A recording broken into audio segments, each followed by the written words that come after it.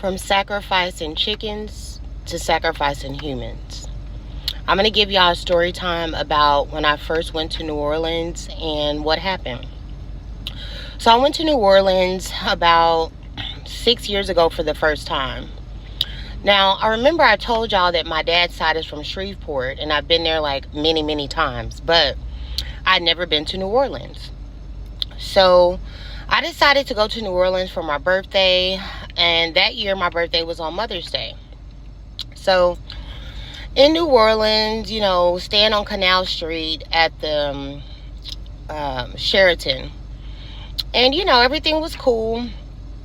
We go out, we go to the French Quarter. The first day we party hard, party good.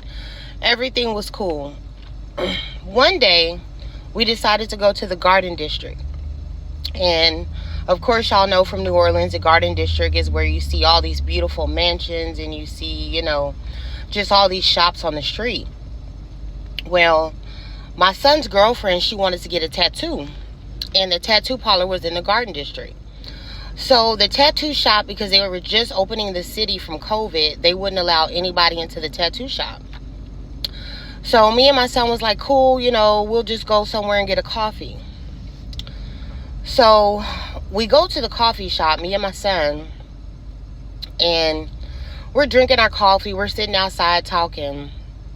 And all of a sudden, we see this man, and I start talking to the man. Everybody's really friendly in New Orleans. And I really love the architecture of New Orleans. So, I'm asking questions about the houses in the Garden District. I'm like, damn, that's a huge house. I wonder how much something like that costs. And so, we start talking, and he started telling me about, how the historical laws in New Orleans are, and how you can't change the house, you can't change the roof, you can't paint it a different color. You can't do anything without the city's approval. We start talking about that. Very interesting. By the way, New Orleans is a very beautiful city. I just don't understand why y'all have palm trees. I expect to see palm trees only in California and Florida and places like that. But beautiful city, love New Orleans. So I'm sitting there and I'm talking to this guy, and he's telling me about the history of the city. He's telling me general conversation. So all of a sudden he starts to ask me, what do you do? What do you do for a living? So I tell him, I'm a barber. I do hair. I'm a spiritualist. I do spiritual work. I do this. I do that. He said, oh, wow, very interesting. He was like, yeah, I'm into spirituality too. I'm like, cool. Now, this is a white man. I'm like, cool, this is awesome. What do you practice? Well, I just do like a little, I have a lot of friends they're readers, and some of them are witches and things like that. And I said, oh, cool, interesting. So he says, hey, there's this party that we're having. It's a secret party. It's in the French Quarter. And I'll give you the address. So he gave me the address. He's like, y'all should come by. And we were like, well, what kind of party is it? He's like, well, it'll be a bunch of readers, a bunch of witches, a bunch of people that practice spirituality. It's kind of cool. It's like, kind of like a hidden gym. Like, you have to have a password to get in. And I was like, a password? He was like, yeah. As a matter of fact, let me give you the password. So he wrote the password down. Now, I forgot what the password is, y'all. I don't know what the password was, but he gave it to me. So I take the password. He says he's got to go. He leaves. Me and my son, we're still sitting there. So I'm talking to my son. I'm like, hey, you want to go? He's like, hell yeah, I want to go. Like, this is going to be cool. Because, we had already done everything in the city. We done all the tours. We did the French Quarter. We did the history lessons. We did everything. And so my son was like, yeah, I want to go. And I was like, okay. So we met up with my son's girlfriend. She was done getting her tattoo. She wanted to go. And I said, listen, guys, we don't know this person. I don't know this man. I don't know what kind of party this is. We got to be careful. So none of us are to have any drinks or anything to eat when we go in there. Do y'all understand? They're like, cool, yeah, we understand. I'm like, okay. Now, my son is an adult. He's an adult, about 22 or something like that, at the time that this happened. And his girlfriend is an adult. So We get ready to go. We go back to our hotel. We get dressed. All of us, we're dressed. We're getting ready to go. And we were taking an Uber. So we called the Uber, and the Uber never showed up. We waited like over an hour from the time that we called the Uber, and the Uber never showed up. That was sign number one. So I'm thinking in my mind, this is a sign. Like, we're not supposed to go there. That's just it. So I said, let me try it again. Call another Uber. The Uber never shows up. So at this point, we're about an hour and a half behind. Like, we were supposed to be there at a certain time. We're way behind. Uber's not showing up. I don't feel like walking all the way to the French Quarter, even though we weren't that far. But the address that was given to us, it was at the very end of the French Quarter. Like, it was way at the very end. And I didn't feel like doing that. It was warm outside, sweating and stuff. I said, you know what, it must not be meant for us to go. I knew right then and there that we were being protected.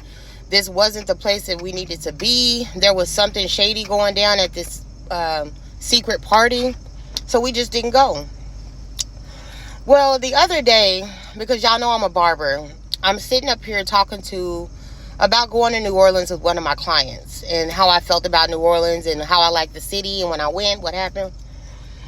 And basically, I'm telling him the same thing I told y'all. The secret party that I was invited to with the secret password and how we didn't make it. We just wasn't able to get there for some reason. And my client told me, he said, you know what? You're lucky that you didn't go. You're lucky that you didn't go to that party because he said, there's a lot of voodoo that they do in New Orleans. A lot of people do voodoo. And I was thinking, okay, I do voodoo too. He's like, they be sacrificing chickens and they be sacrificing even humans. I said, what? I said, they be sacrificing humans? He said, yeah, at a lot of these secret parties that they invite people to. He said, I had a friend that's in the FBI, and he worked on a case years ago where there was a secret cult in New Orleans, and what they would do is they would have these secret parties where you need a passcode, and what they would do is they would scout for tourists. So if you were in tourists, those are the people that they, invited to these parties most often.